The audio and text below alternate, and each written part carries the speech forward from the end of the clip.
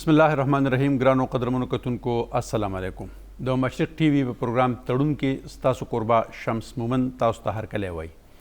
قدرمنو دا خو به تاسو ته معلومه وي چې تړون پروګرام د قبایلي سیمو یعنی د قبایلي ضلعو په هکله باندې خصوصي پروګرام دی چې په دې کې موږ په هغه موضوعاتو باندې خبرې اترې کوو چې قبایلي عوام د کومو مشکلاتو سره مخ دي، چې د انضمام نه پس په دغه علاقو کې حکومت کم اعلانات کړي دي چې موږ به دا کارونه کوو.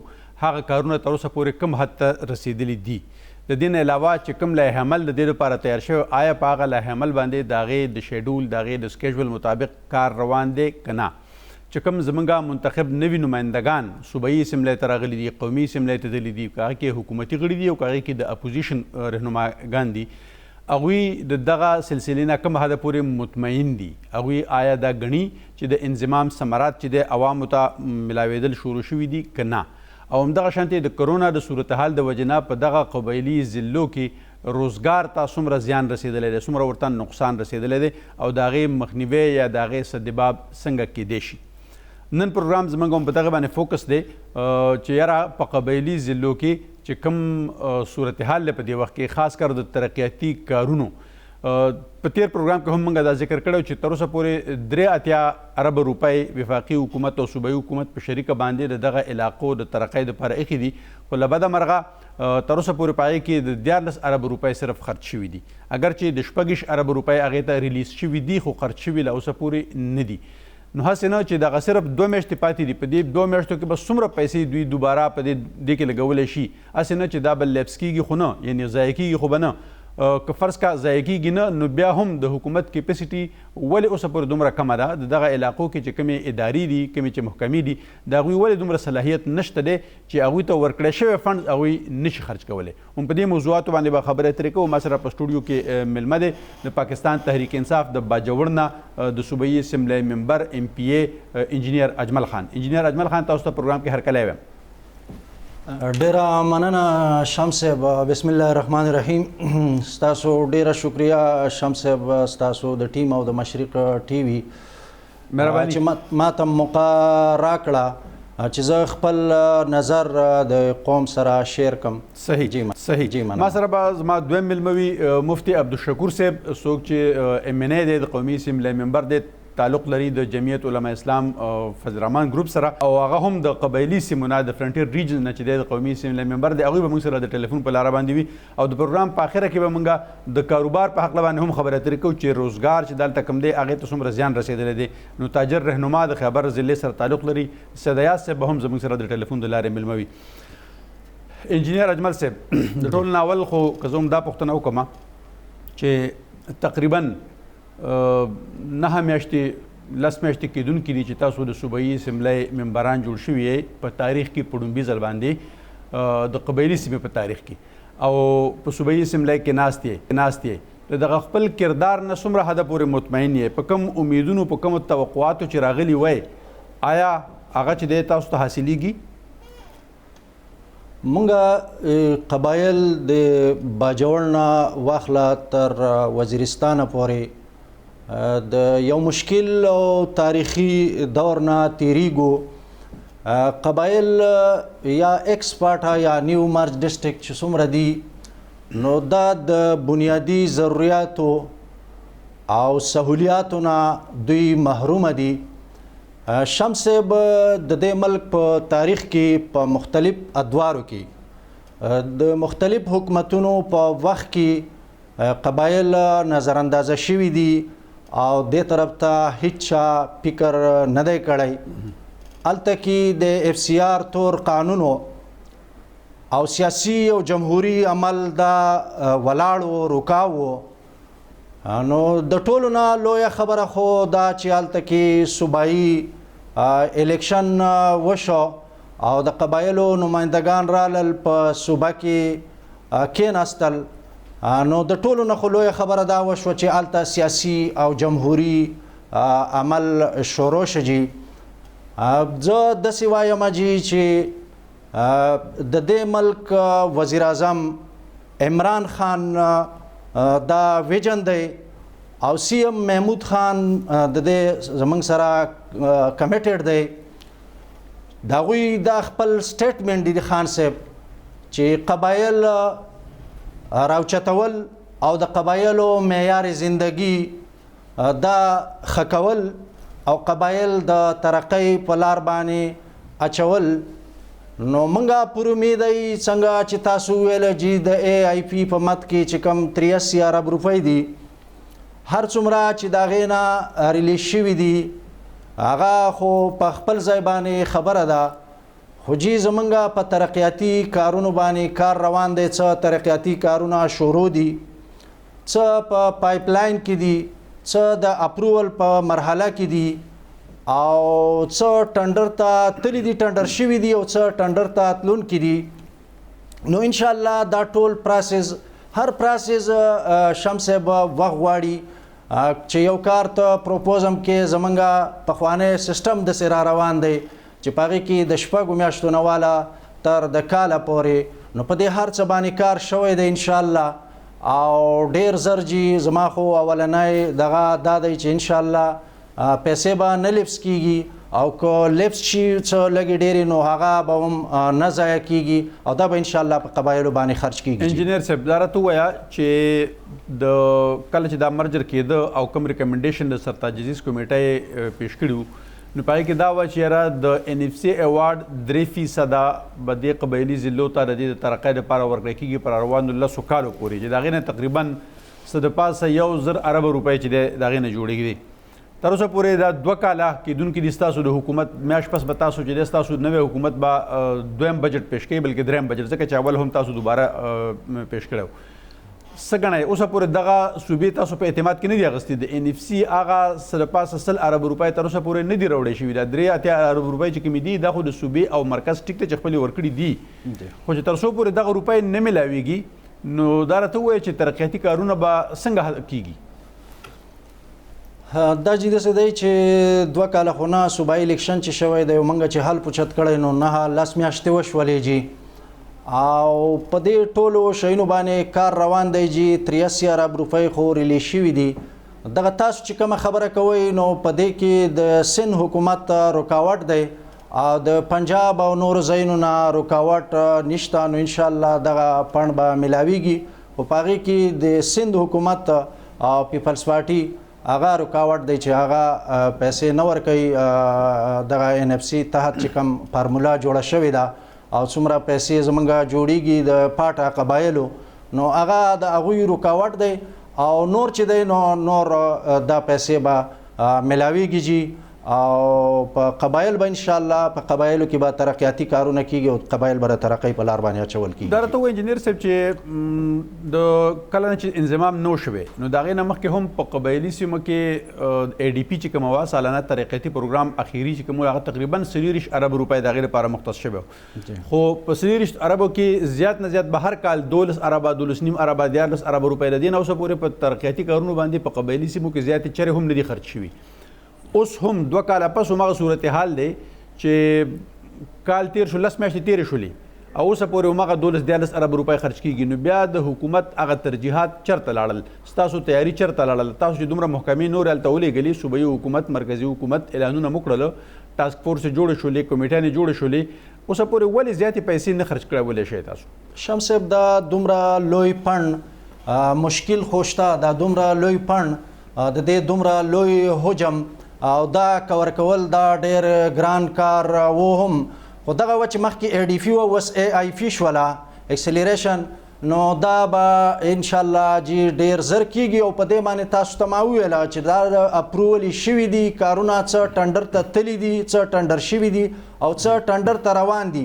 نو که ټایم کم هم پاتې دی زمونږ هغه پروسس چې دی هغه پوره شوي دي او انشاءالله دا ټارګټ به موږ اچیو کوو او دا به کور کیږي. تاسو زموږ سره اوسئ. دا وخت کې د جی یو آی رهنما د قبایلي ضلعو نه منتخب د قومي اسمبلی ممبر مفتي عبدالشکور صاحب زموږ سره د ټلیفون په لار دی. مفتي عبدالشکور صاحب تاسو ته پروګرام کې هرکلی وایم جی. ډېره مننه ښه الله دې عزتمن لره خوشحال دی. مفتی صاحب موږ سره دلته د پی ټی آی رهنما او ایم پی ای انجینیر اجمل خان هم په سټوډیو کې ناست دی. خبرې اترې موږ ادا کوو چې ترقیاتي کارونه عمل چې دی په قبایلي ضلعو کې څنګه دی د انضمام نه پس او خاص کر چې د صوبایي اسمبلی کله نه انتخابات شوي دي. تاسو چونکې د قومي اسمبلی ممبر یې، ستاسو حلقه هم ډېره زیاته خوره پرته ده د ډي ای خان نه واله تر د پېښوره پورې. څومره فنډز درته تر اوسه پورې میلاو شوي دي د ترقیاتي کارونو دپاره او څه کارونه مو کړي خپله حلقه کې؟ زه ډېر افسوس کوم چې دا حکومت په کومو سترګو به د خلکو سره میلاویږي. دومره ظلم روان دی جي. مخکې خو ای ډي بي وه که نه وایي فاټه کې کرپشن دی او فاټه افسران کرپټ دي او فاټه خلک کرپټ دي. اوس خو دا صوبې تمام وزیران د ډاکوانو غوندې په فاټه لګیا دي او ای آی پي پروګرامونه خرڅوي. زه په ایمان سره درته یم زه بایسیت یو سټیک هولډر دا خبره ته کوم په ذمہداري سره چې موږ وزیران یا موږ سیکرټریان یا موږ بیروکراسي په دغه بنیاد لګولې ده چې دوی به د فاټا د ای آی پي فنډ څرنګه اړپ کوي. زه تاسو د دې تمام ثبوتونه درکولی څه او هغه پیسې چې کومې د هغه د ای ډي پي خو لا اوسه پرته ده.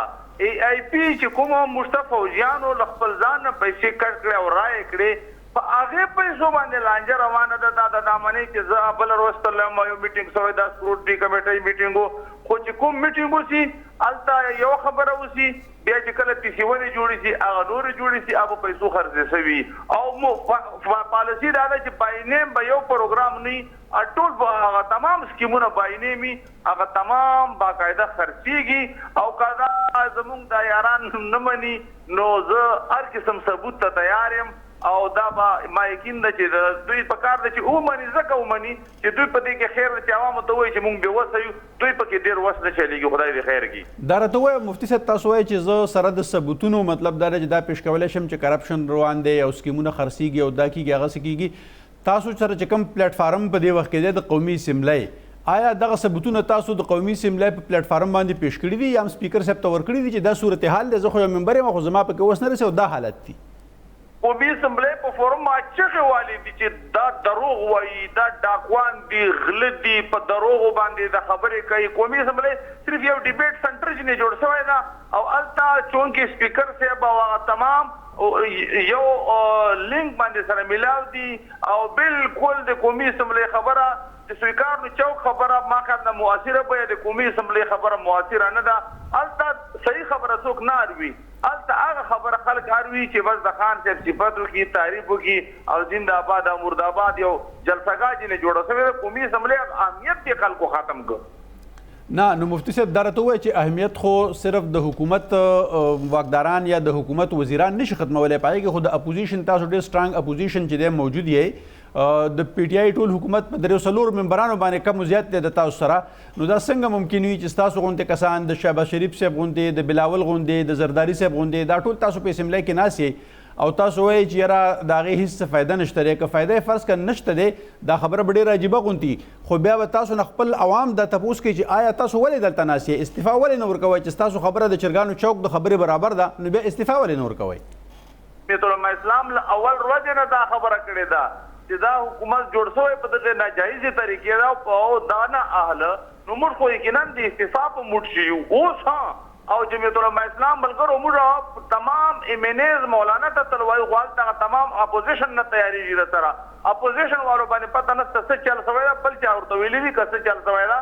حقیقت دا د تمام چې موږ خو په قومي اسمبلی باندې په دې فورم باندې دا تمام د کرپشن خبرې کړې دي او تاسو به اورېدلي او حزب اختلافو نشاندهي کوي ټیک ټاک نشاندهي کوي مسلم لیګ کوي پیپلز پارټي کوي خو حکومت ټس نمس نه کېږي په دې خبرو باندې ځکه چې دوی په یوه ایجنډا راغلي دي خپل ایجنډا د کرپشن ابسر ته رسوي او تاسو یې وینئ چې نن د پی آر ټي څه پوزیشن ده نن دغه 1.70 کروڑ درونه څه پوزیشن د پاوا کې وکړلې او دارنګې نن چې کومه چیلې و د ای آی پي پروګرام کې خرڅوي 70,000 قیمت او په بازار کې 15,000 باندې میلاویږي هغه یې راخستې چرګانو په شکل باندې چیلې خرڅوي چرګان خرڅوي قسم په خدای او چیلې خرڅوي زه په ایمان سره د ټایم چې په دا چیلې نه دی په ای آی پي پروګرام کې دا په پیسو باندې خرڅې کړلې او ما په قومي اسمبلی کې د پاټا د پیسو په حواله د ای ډي پي په حواله ای آی پي پروګرام په حواله باندې تقریرونه ستا په دې حواله باندې ما په دې باندې باقاعده مجلس کړی ده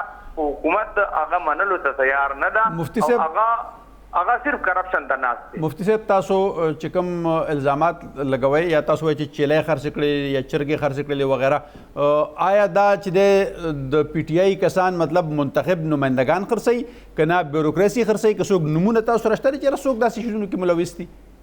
کومه بیروکراسي دوی کښېنولې ده، ډي سي ګان، اي سي ګان او هلته انتظامیه ده، هغه دغه متعلقه منسټرانو کښېنولې ده. عام امپیګان غریبانان یې دول پریشان دي. څه صفا درته وایم ډېر امپیګانې ما سره میلاویږي، امیلګان هغه په سرو سترګو جاړي وایي موږ درسره میلاویږي ځکه چې دوی شیزونه خرڅوي. مفتي صاحب تاسو زموږ سره یو څه ټلیفون بندوئ نه، زه اجمل صاحب نه پوښتنه کوم په دغه حواله باندې تاسو چې کوم تور ولګو.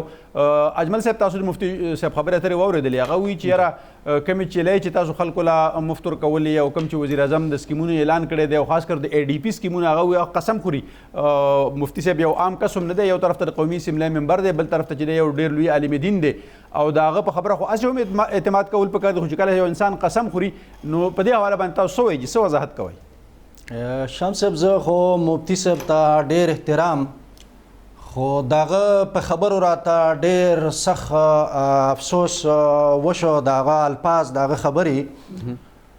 شمس صاحب اي ډي پي یا اي آی پي کم پروګرام چې دی په دې کې د هر ډسټرک خپل شعر وي او دغه خپله فارموله ده چې آبادی او پلس ایریا په هغه طریقه باندې دا شیر ډیوایډ کیږي او په هغې کې 19-20 بالکل نه راځي او بیا اول خو دا پیسې چې کمی دي دا د فاټا نه به ایکس فاټا نه بار نشي تللی، د خرڅولو خبره وکړه او بیا د هغې داسې خپله فارموله ده چې هغه د یو ډسټرک نه نیو مرج ډسټرک نه بل ډسټرک ته نشي تللی.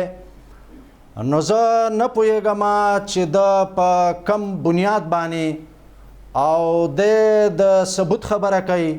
داسې ثبوت خو نور پاکستان تحریک انصاف یا د هغې منسټران په خپل ځای، خو زما سره د دی کینی په پروګرام کې د سره آمنے سامنے کینی او د دې شي د په ټول مرج ډسټرک کې ثبوت وکړي او بیا د راشي خاص کر دته زه چیلنج ورکوم چې په باجوړ کې د ثبوت وکړي چې یا په لایوسټاک کې دا کرپشن شوی دی، د چیلۍ او د چرګ خبره په خپل ځای باندې ده، د هر شي د دې ماته وښایي چې په دې ډپارټمنټ کې دا کرپشن شوی دی. شمس صاحب د کرپشن دور هغه د هغه دور سره ختم شوی دی چې کله د زرداری حکومت او دوی وسره ولاړو، چې کله د نواز شریف حکومت او دوی وسره ولاړو او زه به ووایم چې په اولني ځل باندې دوی د حکومت نه یا د سرکار نه بار دي، نو دغه قسم بې ثبوته یا بې بنیاده خبرې زه جیده د مفتی صاحب دغه خبرې ډیر په سختۍ سره مسترد کوم. مجید مفتی صاحب اجمل صاحب خو خبرې خو رد کوي په خپل ځای باندې، خو که دا راته صرف ووایم ما اول هم تاسو نه دا پوښتنه وکړله چې تاسو مطلب دا دی چې دا اوس دویم کال تقریبا روان دی، پوره کېږي 2 میاشتې صرف پاتې دي په دې کې اي ډي پي کې. تاسو ته خپله په حیثیت د قومي اسمبلی ممبر په کال کې څومره فنډ میلاو شوی دی او هغه تاسو په کم مد کې خرچ کړی دی؟ جی دا ته پکار ده چې دی د دې خبرې نشاندهي وکړي.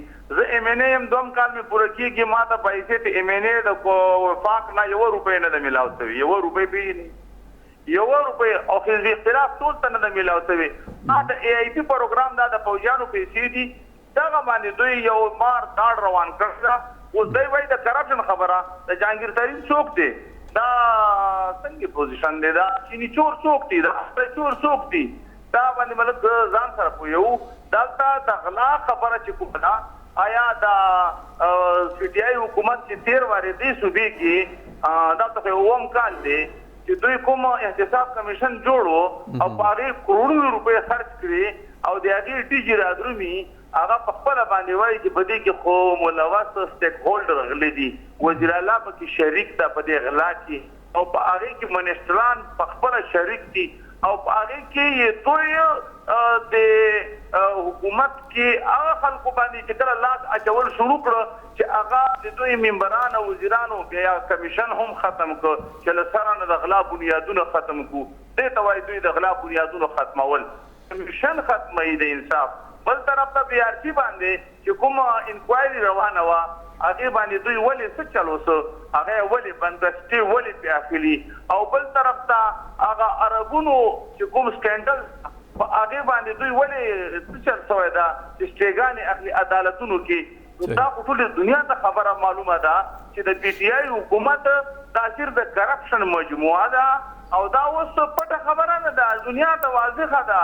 اوس نن سبا چې کوم دوی په دې کرونا مت کې کوارنټاین سنټر په مت کې چې کومې 15 کروڑ روپۍ ډیسیګانو ته وردي او هغې کې چې کوم لګیا دي، حتی کې چې ماسکونه خرڅوي، حتی کې چې په دې حواله باندې دوی لګیا دي چې د کرونا زه پرون لاړم د کرونا دپاره چې کومې پیسې مختص شوي دي هغه دوی اسپتالونو کې کوي. قسم دی زه لاړم په دې باندې به خبره اترې کوو. مفتي صاحب دا تاسو چې کوم د کرونا صورتحال او په دې کې چې د ریلیز شوي د فنډ کومه خبره وکړه، یقیني ده چې په دې باندې خبرې وکړو، خو موږ سره ټایم شوی دی، یو وړوکې غونډې دمه اخلو، زموږ سره اوسئ، واپس به راځو پروګرام ته.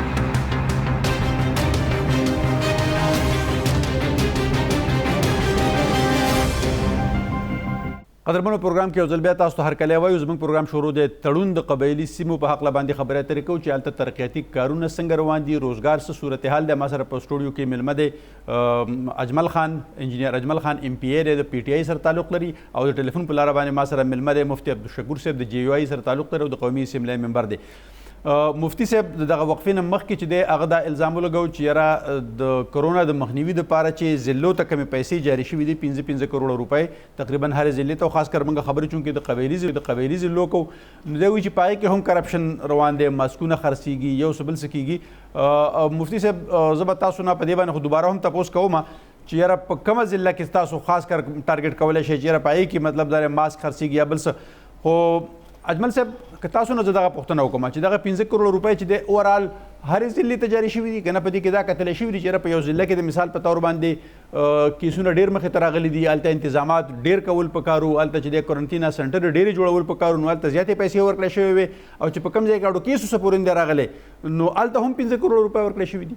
اول خو جی د مفتی صاحب هغه خبره ده، خو زما سره ملاقات هم کیږي او د راځي ایفی غزن جمال سپیشل اسسټنټ معاون د CM صاحب، هغه سره کینی پاتسی او هغه د خبرو ته توجه ورکوي او د په خبره باندې هغه کارم کوي او پته نه لګي د هغه ځینه خو شمس صاحب د خوشحاله وزي په ټي وي باندې ګیلې وکړلې جی. دویمه خبره د دوی هغه زه کرونا ته راځم جی، د دوی هغه خبره د جهانګیر ترین اجمل صاحب کرونا ته بیا راشو، خو تا چې کومه خبره وکړله چې یاره دی غزن جمال صاحب د راځي، نو که زه دا پوښتنه وکړم چې غزن جمال صاحب خو ستاسو کس نه و، نو مطلب دا دی چې ستاسو د پی ټی آی نماینده خو هغه نه و، خو یو آزاد کس پاس شو او تاسو ته پته ده د هغه د والد صاحب چې کوم کردار دی تر اوسه پورې هغو د دوی د پارټۍ زه به دا وایم دغه موقف والا کس دی، نو شاید هغه خو چې زموږ د شمس صاحب د پارټۍ پالیسي ده او هغه د خان صاحب د عمران خان په لاس باندې بیعت کړی دی او پارټۍ ته راغلی، هغه اوس د پارټۍ ممبر جوړ شوی او یو حصه جوړه شوې ده جی، هغه فیوچر کې به هغې ته به نزو جی، د حال دغه به کوو جی، پوښتنه به هم کوو د هغې به جواب هم کوو. د مفتی صاحب دویمه خبره دغه جی شمس صاحب چې هغه د جهانګیر ترین خبره کوي، زما په خیال په اولني ځل باندې دا د پاکستان تحریک انصاف په حکومت کې دا همت او په عمران خان کې او دغه د کردار هغه ټوله دنیا کې او په پاکستان کې د کرپشن نه او د غلا او د ډاکو نه، بلکې دغه مین کار دغه دی غلا ډاکوان دا راټینګول او دا عدالت ته پیش کول او د دوی سره اعتصاب کول، دغه د هغه کار دی. نو په اولني ځل باندې زما په خیال دا جرأت وشو چې یا خپل منسټر راټینګول یا خپل خاص کس راټینګول.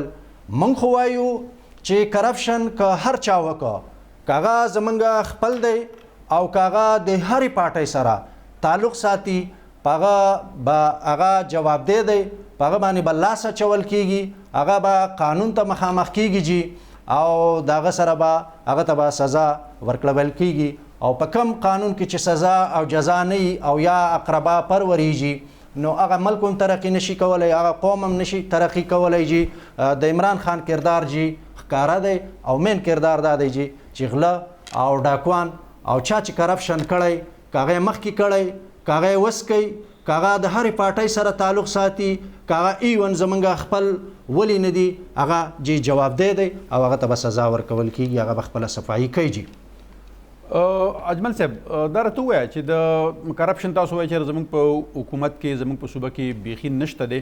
دا یو 2 میاشتې وړاندې خبره ده که ستاسو خیالي په نادرا کې په سونو کسان خاص کر د قبایلي ضلعو دپاره چې دی واخیستی شو، د هغوی باقاعده نوټیفیکیشن وشو، آرډر جاري شو، او چې کله هغوی چا اغستی او چاله چارج اغستی هم نو، په سبا باندې چې دی هغه دوباره ټول ټرمینیټ کړی شو او ویل چې دوباره هغه ایډورټایز شو نوي کسان به اخلو. څه ګڼئ چې دا مخکې کوم اخیستی شوي وو دا ایلیګل اخیستی شوي وو که نه دا وروستو چې کوم اخلي دا اوس ایلیګل به اخیستی کېږي او په دې کې به چې کرپشن کېږي؟ زه جی د کرپشن خبره خو به زه داسې وکړم چې کرپشن خو جی په دې ملک کې په مختلفو وختونو کې هغه د کرپشن دومره جرړې جوړې شوي دي چې هغه ختمول او دا ډېر مشکل کار دی. نو کرپشن اوس دې حد ته رسېدلی دی چې مخکې خو به داسې و کرپشن. زه په خپله شمس صاحب د کرپشن خلاف کار کوم او د کرپشن ډېر خلاف یم. کم چې مخکې سیسټم و که هغه زمونږ پاټه سیکرټریټ و که هغه مشر ته خو زمونږ ډېر احترام خو که هغه ملک سیسټم و نو دا ټول یو کرپټ سیسټم او د کرپشن بنیاد دغه ځینه و دغه د کرپشن یو منبع وه هغه خو شکر دی ختم شو او اوس موږ د صوبې سره شامل شو. او کرپشن داسې دی چې کرپشن که ختم نه وي هغه جرړې د هغې پخې او هغه په هر ډپارټمنټ کې او په هره محکمه کې او د سیاسي خلکو د هغې سرپرستي کړې ده. هغه خلک یې دومره مضبوط کړي دي او هغه تر دې حده پورې اوس هغه کرپشن بنیاد رسېدلی دی چې هغوی به مخکې وویله چې موږ له دومره پیسې راکئ نو هغه به چې چا کمې ورکولې نو ویل به که ته نه راکې نو بل راله راکئ خو دومره به راکې. زه لږ مفتي صاحب ته ځم. مفتي صاحب نو بیا جی شمس صاحب هغه اوس دې حد ته راغلی دی چې یاره دا پیسې دا لږې غونته خو چې ایم پی اے صاحب خبر نشي و ایم این اے صاحب خبر نشي و پی ټي آی خبر نشي چې دغې ته رسېدلی دي. صحیح. مفتي شکور صاحب که لږ راته دا ووایي چې د کرونا صورتحال تاسو هم ذکر وکړو کرپشن خبره په خپل ځای باندې خو د عامو خلکو په قبایلي ضلعو کې که موږ خبره وکړو د باجوړ نه والا تر د وزیرستانه پورې ستا خپله حلقه هم په دې کې شامله ده روزګار او کاروبار ته څومره زیان رسېدلی دی او د هغې مخنیوی څنګه کیدی شي هغه څنګه واپس بحال کیدی شي؟ جی دا ډېر لوی مهمه خبره ده. صفا خبره دا ده چې زموږ د حکومت د ادارو په مابینځ کې د ټکراو او د تصادم صورتحال معلومیږي. عمران خان صاحب وایي چې لاک ډاون نه نقصان کیږي او نه ده پکار او دا چل کله وایي کیږي پکار دا کله وایي نه ده پکار. خو بیا چې سبا ته خبرې کو بیا لاک ډاون څه وایي چې باندې ده ویلي چې نه به کیږي سبا ته څه وایي.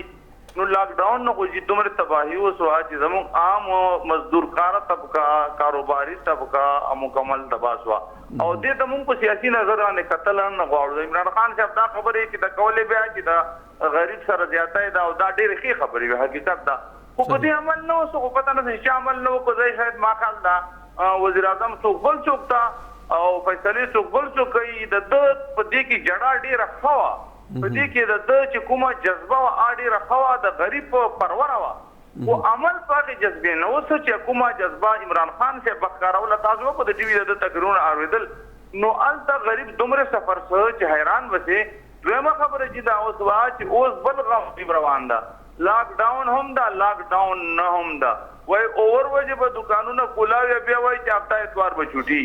نو په دې خپل مونږ پوهېږو نه چې دا څه چل دی. بل طرف ته دوی وایي چې 1.5% خلکو ته به مونږ چې کومه مزدورکاره دیاړیداره خلک دي هغو سره مونږ احساس پروګرام په حواله باندې مدد کوو. زه صفا درته وایم جي چې زما په خلقه کې خو هلته افسرانو ما ته ځنې وویل چې مونږ مجبور یو او زه به دا درته وایم چې ما ته په بره سطحې باندې هم اطلاع ده چې هغو ویلي دي چې په دې کې به صرف د پي ټي آی کسانو لیسټونه جوړوو. نو هلته یې هغه دیاړیدار نه دي پکې اچولي د پي ټي آی ورکران یې پکې اچولي دي. نو د پي ټي آی ورکري به دا دیاړیداري چې دیاړیداري خو ډېره ښه ده خو چې کوم مالداره دي کاروباریان دي هغه خلک دوی د احساس پروګرام کې واچول او عام خلک محروم کو. بل دا چې په دې باندې څه کېږي نه، په 1.5% خلکو ته یا 1.5% خلکو ته که 1.5% خلکو ته ته څه ورکړي یا 3,000 یا 4,000 روپۍ ورکړي، له دې نه څه جوړېږي؟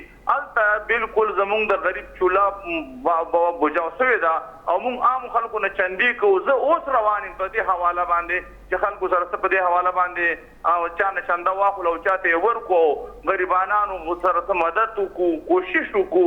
نو په کورونا کې جمعیت العلماء اسلام ټول ملک کې موږ خپل په جماعتي او پارټۍ په بنیاد ایمرجنسي نافذه کړې ده. مفتي صاحب دا راته ووایه انصار الاسلام راوباسلي دي چې خلکو سره مدد وکړي. په کورونو وګرځېدلو دا مني. صحیح مفتي صاحب، دا چې کوم صورتحال دی نو په دې کې یقینا ستاسو د پارټۍ او خاص کر د مولانا فضل الرحمن صاحب موقف ډېر زیات ستایلی شوی دی او هغه د حکومت د ګامونو د حکومت د هدایاتو یقینا پابندي کړې ده. خو دا خبره به هم را سره منئ چې زمونږ په پښتونخوا په اکثرو علاقو کې او خاص کر زمونږ په قبایلي سیمو کې عام خلکو، عام وګړو، عام چې زمونږ د مساجدو کم امامان دي هغوی دغه ته بالکل توجه نه ده ورکړې. هغوی نه د مفتیانو خبرې هغسې فالو کړي دي او نه د حکومت هدایات فالو کړي دي. همدا وجه ده چې مشکلات شته دی، حکومت خلک هغسې نه فالو کوي. خو دا راته ووایي چې حکومت له کول څه پکار دي؟ دا صورتحال صرف دلته خو نه دی، په ټوله دنیا کې دا وبا راغلې ده او ټوله دنیا اکثر حکومتونه چې ډېر تکړه ملکونه او تکړه او ښه نظامونه پکې هغوی هم د مشکلاتو سره مخ دي. تجویز څه کوئ؟ تاسو څه تجویز کوئ په دې حالاتو کې اوس چې حکومت کله د لاکډاون د نرمولو اعلان هم کړی دی، د پیر نه به د مثال په طور باندې مارکیټونو کولاو شي، ستاسو څه تجویز دی؟ څه عوامو ته څه وایي، حکومت ته څه وایي؟ سره چې موږ کوم مرکه مشوره شوې ده، وایي خلک دا وایي چې پاکستاني قوم ته الله پاک قوت مدافعات ډېر مضبوط ورکړی ده او له دې وجې نه دی بچ پاته څه له دې وبا نه. او دا شاید وایي موږ تېره کړې ده، له پوهو خلکو له ډاکټرانو نه ما اورېدلي دي چې دا وبا موږ تېره کړه، موږ پرې پوه نه شو، ډېر کم کسان یې شکار شوي دي. الله دې هغو شهادتونه قبول کړي. نو دا د پاکستاني قوم چې دغه امیونټي سیسټم الحمدلله مضبوط ده. موږ هم مرګ نه یېرېږو نه، دغه په زرونو مرګونه موږ په خپلو سترګو لیدلي دي. نو دې سره زموږ قوت مدافعات مضبوط ده. بل دا ده چې دا یو غم دا چې جوړ څه چې دا تاسو ووایئ کنه چې علما په ځینې علاقو کې عمل نه کوي په دې خبرو، دا د حکومت دغه تضاد د وجې نه چې هلته په پینګونو کې جلسه جوړوي، هلته په بېنظیر سپورټ پروګرام باندې جلسه جوړوي، هلته په ځینې سټورونو کې جلسه جوړوي. بیا د ځینې ساده لوغ زموږ ملګري هغه هم وایي چې مړه نه لګي که لګېدی به حکومت په ځایونو کې هم چې کومه ده لګېدله. نو حکومت والا ملګري خپله په دې کې اکثر موږ وینو چې هغه نه ماسک استعمالوي او د حکومت ذمه دار خلک هغه چې کوم د نه دستاني استعمالوي، نه سینیټایزر استعمالوي. نو د دې وجه نه هغه خپلو په دسې باندې علما نه، علما په مجبور دي د عوامو نه، عوام ورته یې مړه نه لګي کنې د حکومت په ځایونو کې به لګېدله. علما اکثر تیار دي چې کوم پوهه خلک دي، ښه علما دي، د دې قایله دي چې کوم هدایات دي د هیلث مسله ده، دا عالمي وبا ده، د دې عالمي وبا په حواله باندې د عالمي د چې کوم د هیلث اصول دي هغه فالو کول پکار دي. په دې کې جدي خبره د اسلام یو ساینټیفیک دین ده، اسلام چېرته هم د تکینوسیت سوچ نه ورکوي، د پوهې خبره کوي. نو لہذا احتیاطي تدابیرونه بغیر څه کار نشته ده، بل کار شته نه بلکې دی نه. ډېره مننه، ډېره مهرباني مفتي عبدالشکور صاحب، تاسو موږ خپل قیمتي وخت راکړ زموږ په پروګرام کې موږ سره شرکت وکړئ. یو جهان مننه. قدرمنو اخلو ادامه واپس به پروګرام ته زموږ سره اوسئ.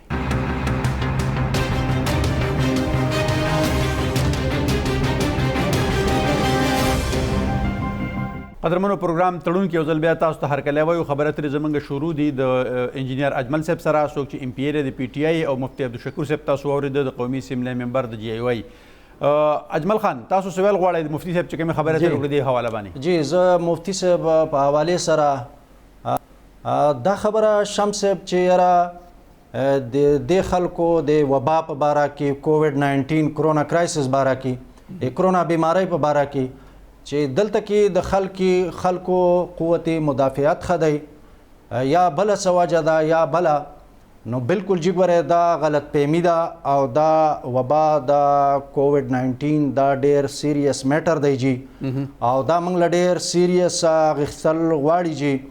او ډېر ترقي یافته ملکونه که ته امریکا وګورې که ته یورپ وګورې، نو د هغوی سره د دې څه علاج او ډېر په مشکل کې دي هغوی، نو د دې هیڅ علاج نشته دی جی. او د دې لوی علاج هغه احتیاط دی جی. نو احتیاط به موږ له کولی جي، سوشل ډسټنس دی، او ماسک لګول دي، اګلیبز لګول دي، سینیټایزر استعمالول دي جی، فاصله ساتل دي جی، نو دا سیریس اخیستل دي جی او د ته په هغه نظر باندې کتل دي. انجینر صاحب تاسو به زموږ سره دا وخت کې سید ایاز چې د خیبر ضلع سره تعلق لري، تاجر رهنما دی د باړه بازار صدر دی. سید ایاز صاحب تاسو ته پروګرام کې هرکلی یم، دا وخت موږ سره ټلیفون د لارې باندې یې. ډیره مهرباني شکریہ مهرباني.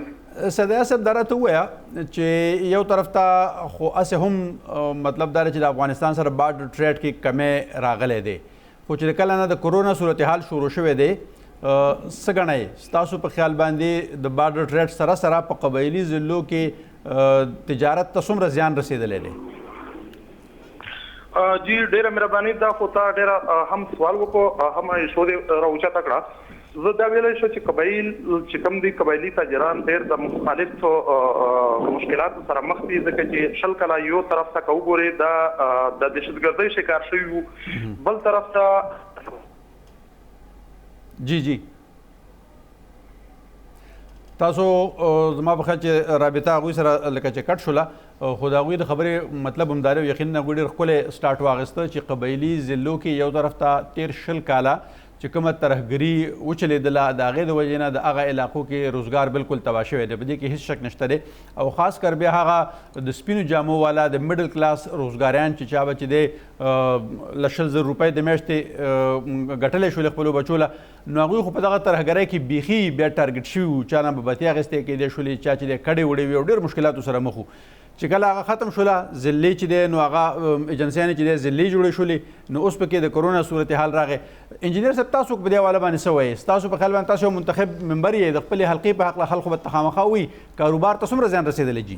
دوی جی ډېر صحیح طرف ته اشاره وکړه او جی ډېر پازیټیو.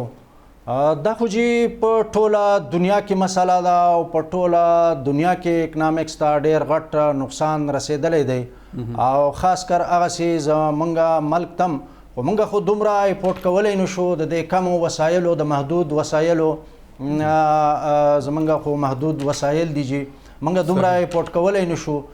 بالکل جی که ټول ملک کې تاجر متاثره شوي دي او بیا په صوبه کې متاثره شوي دي، خو زمونږ په نیو مارچ ډسټرکټ کې ډېر متاثره شوي دي جی، زمونږ عوام هم متاثره شوي دي ډېر زیاته مخکې د جنګ په وجه باندې. انجینر صاحب سید ایاز صاحب موږ سره بیا په لاین دی، لږ به د دوی سره خبرې اترې وکړو، هغه چونکې په دې حواله باندې کار کړی. سید ایاز صاحب ستاسو خبره نیمګړې پاتې شوې وه، تاسو ویل چې یاره 20 کاله ترهګرۍ ووهلو او اوس چې د کرونا صورتحال راغلی. جی بالکل مشل کله ډېر په مشکل سره اوس بازارونه کولو شوي وي، د علاقې اوس هم بندې دي، د په مشکل سره کولو شوي وي. قبایلي تاجران چې کوم دي د زیرو نه سټارټ اخیستی وو، بل طرف ته کورونا پکې راغله. کورونا چې کوم دی مونږ یو طرف ته خلکو اعتماد بحالۍ دپاره، ځکه چې مونږ زیرو نه سټارټ وو، هېڅ مونږ سره نه وو. دلته مونږ ځمکې خرڅېږي، ځکه چې دلته د سټام ځمکې دي، قانون اقدام راته بدل شو. مونږ چې چا باندې ځمکې خرڅېږي هغو سره هم پیسې نشته، مونږ کورونه هم نشته، مونږ لارې سړکونه، مونږ هسپتالونه یو څه هم نشته، انفراسترکچر هر څه متباه دی. دلته په روزګار باندې एकदम لوډ راغی چې کوم د مونږ د ټرانزیټ سره تړلي کوم قبایلي تاجران دي چې اوریجنل دلته کار کوي. قبایلي تاجران ګوره په لاهور او په اسلام آباد او په کراچۍ کې کار کوي، خو چې کوم دلته کار کوي هغه انتهایی متاثره شول، ځکه چې مونږ د ټرانزیټ ټریډ لاره چې کوم ده د پیسي شوده چې ورته وایي او داسې شمار کا چې سبزیزي او دلته چې کوم د علاقایي چې موږ روزګار ورسره تړلی شی وو، دا په کروڑونو روپو مال دلته په رینګ روډ باندې مونږ خراب شو، एकदम غیر اعلانیه ترانسپورټ بند شو، کروڑونو روپو تاوان وشو. بل طرف ته مونږ بازارونه بند شول، بازارونه چې کوم دي نو لا بحال شوي نه دي، اوسه پورې بحال شوي نه وي، مونږ باندې اعتماد د چا نه بحال شوی. مونږ د زیرو نه سټارټ وو، مونږ روزګار شروع کېدو والا وو چې بازارونه هم بند شول، بل روزګار هم نه وو مخکې. خو سید ایاز صاحب دا راته ووایه چې د حکومت یو اداره د دغه کاروبار د بحال کولو دپاره د سمیډا په نوم باندې کار کوي، په پېښور کې افیس دی او ډېرو خلکو د هغې نه چې دی فنډز اغوستي دي هم دي. په خیبر زه پوښتنه وکړم نو څومره خلک هغوی سپورټ کړي دي او په کوم انداز کې هغوی چې فنډ ورکوي؟ د کرپشن په حواله باندې تاسو سره څه داسې خبره اتره خو نشته چې یاره په هغې کې څه دغه کېږي، خپلوان پکې کېږي؟ هغه موږ سره داسې لږ ډېر مدد شروع کړی، خو داسې مدد نه چاته 2 لکه چاته 3 لکه روپۍ تقریبا 37 کسان په ټول خیبر کې کړي دي، په شپږ میاشتې کې داسې په تیرا کې تقریبا 80 کسان کړي دي، داسې په تقریبا مومندو کې به 100 کسان په شمار باندې کړي وي، خو هغه د نشت برابر دی، ځکه چې 2 لکه روپۍ باندې نن یو شوکیس هم نه جوړېږي، یو الماری هم نه جوړېږي، یو ډیکوریشن یو شی هم پرې نه جوړېږي، یو تله پرې نه شي اخیستی. نو دا ډېر کم امداد دی. قبایلي تجارت ډېر سختو سره مخ دي. دلته اوس دنیا سره موږ تګ دی، دنیا سره به موږ څنګه ځو؟ اوس روزګار ګران شوی دی. مطالبه ستاسو سره سیدایه صاحب، تاسو د حکومت نه څه غوښتنه کوئ چې څه انداز کې تاسو سره چې سپورټ کېدی شي چې تاسو په خپلو خپلو ودرېږئ؟ مسئله نه راکوي. موږ ته بغیر سوده د موږ ته قرضې راکړي چې موږ د خپل کاروبار سټارټ کړو. کم از کم 14,000 نه زیات دکانونه په باړه کې دي او ورسره تقریبا 200 فیکټرۍ دي. هغه مکمل توګه په کې تقریبا 50-60,000 کسان په روزګار دي. هغه به روزګار کېږي. یو غټ معاشي قتل به وشي، یو غټ بحران به راشي، دلته په روډونو به شوکې کېږي. دا د دې د کرونا نه وروسته یو بل داسې مصیبت به راشي چې ټول خلک به بېروزګاره هغه بچي به جاړي په کورو کې، دا به څه کوي؟ دا به غلا کوي، دا به شوکه کوي. د کرونا نه به هغه بیماری وي. نو مهرباني دې وکړي، موږ ټوله دنیا ته د خواست خپل وزیر اعظم ته مخواست چې موږ لپاره د یو بل سوال مو کې چې موږ ته بلا سود پیسې په قرض باندې پیسې راکړي چې موږ خپل روزګار روان کړي. ان شاء الله تعالی ټول بحرانونه چې کم دي دا په روزګار کې اوس پټ دي، ځکه چې حکومت سره نه نوکرۍ شته، نه بل څه شته. موږ ته قبایلو ته صرف روزګار راکړي. ډېره مننه سیدایه صاحب، او تاسو ډېره ښکلې مطالبه وکړله. یقینا انجینر صاحب زموږ سره ناست دی، دوی سره په دې باندې خبرې اترې کوو. تاسو یو جهان مننه. انجینر صاحب، کومه مطالبه چې دوی وکړله، تاسو د صوبایي اسمبلۍ ممبر یې، د پی ټي آی حکومت سره تعلق ساتئ چې دا وخت کې رولینګ پارټي ده او په صوبه کې پالیسي سازي کېږي او د دې لپاره قوانین جوړېږي، څه ګڼئ په دغه د دوی مطالبه باندې څومره عمل درآمد ممکن دی؟ جی د دوی مطالبه جی بالکل جایز ده او په دې باندې د دې ملک وزیر اعظم خان صاحب دا بیروزګار سکیم هم اعلان کړی دی او ځوانانو ته به قرضې ملاویږي او تجارتګرو بزنسمینو ته به پیسې ملاویږي انشاءالله. او د دې دپاره به موږ په صوبه کې چې زما کم فورم دی په هغې باندې به زه خبره کوم چې یاره زمونږ تجارتګر دا مخکې د جنگ په وجه باندې پیک شوي دي او اوس د کرونا په وجه باندې. نو کرونا جی هغه خبره بیا راځي جی چې یو طرف ته مخکې مفتی صاحب خبره وکړه چې یاره خلک بېروزګاره شه او د خلکو د خرچ خوراک او د نور ډیرو تکلیفونو سره مخامخ شه، بل طرف ته هغوی د لاک ډاون خبره کوي. نو خان صاحب دغه خبره کوي چې یاره دا خلک یو طرف ته د کرونا نه بچ کول دي او بل طرف ته د لوږې نه بچ کول دي. اجمل صاحب لږ غونډې به راشو ستاسو سیاسي معاملاتو ته، خاص کر د صوبې په هکله باندې که موږ خبره اتره وکړو. کله چې د قبایلي ضلعو کې چې دی د صوبایي اسمبلۍ انتخابات نه شوي، نو د حکومت وینا دا وه چې موږ کابینه ځکه نه پوره کوو چې موږ سره دغه یو 20 کسان 21 کسان نور ممبران را روان دي او هغوی باندې موږ کابینه پوره کوو. 9 میاشتې وشولې په قبایلي سیمه کې انتخابات شوي دي، اوسه پورې صرف یو نیم وزیر د دغه علاقو نه اخیستی دی. یو نیم ورته ځکه ویل چې یو وزارت ورکړی دی، یو ورله چې دی نو ایډوایزري ورکړې ده پکې، یا مطلب سپیشل اسسټنټ ورکړی دی. او هغه هم هغه خلکو لا چې هغه ستاسو مستقل یا زاړه کارکنان نه دي، زه به دا ووایم. بل دویم دا چې په یو نارت او ساوت کې چې 2 کسانو ته چې دی وزارت ملاویږي، اجمل وزیر صاحب ته هم ملاویږي، اقبال صاحب ته هم ملاویږي. نور ستاسو علاقه ټوله محرومه ده، څه ګڼئ کله پورې تاسو ته وزارت درکوي یا نه درکوي؟ څه پوزیشن دی؟ داسې دی جی چې زمونږ خو اوس یو منسټر د نارت نه دی، اقبال وزیر ریلیف منسټر دی، او بل غزن اکسایز اینڈ ټیکسیشن. موږ له نورم زمونږ سره چې کم کمیټمنټ شوي دي او کومه خبره د قبایلو دپاره شوې ده په هغې کې دا دي چې یو منسټر او 2 سپیشل اسسټنټ او یو معاون دا پاتې دي جی. نو په دې باندې ډېره زر فیصله کېدونکې ده جی او وزیر اعلی صاحب به په دې باندې فیصله کوي جی. او تاسو ټیک خبره وکړه جی، ټولو ایجنسو ته د باجوړ نه والا تر وزیرستانه پورې دوی ته به نمایندګي ملاویږي انشاءالله. اجمل خان، تاسو موږ له خپل قیمتي وخت راکړه، ایم پی ای پی ټي آی او زموږ سره کړلې د مفتي عبدالشکور صاحب هم شکریه او د سیدایه صاحب هم شکریه. قدرمنو تاسو پروګرام وکړه تړون. په اخره کې زه صرف مختصرا هم دومره ویل غواړم چې سیدایه صاحب چې کومه مطالبه وکړله چې په قبایلي سیمې کې روزګار مخکې ترهګرۍ تباه کړ او د هغې نه پس اوس د کورونا د وجې نه او د لاکډاون د وجې نه هغه خلک انتهایي د زیان سره مخ دي. دویمه خبره دا هم ده چې هغوی سره یو طرف ته خپله سرمایه نشته دی، غریبان خلک دي، بل طرف ته که د چا جایداد شته هم دی، یعنی صاحب جایداد هم دي، نو هغه جایداد دومره قیمتي نه دی، یو خو هغه خرڅېږي نه او بل که خرڅېږي هم ډېر ارزان خرڅېږي. نو په کار چې بلا سود قرضې دې خلکو ته ورکړی شو، دوی په خپلو پښو باندې ودرېږي. د پروګرام وخت سرته رسي، خپل کوربه شمس مومن له اجازت ورکړئ چې چېرته هم یې ښاد او آباد اوسئ. د الله په امان.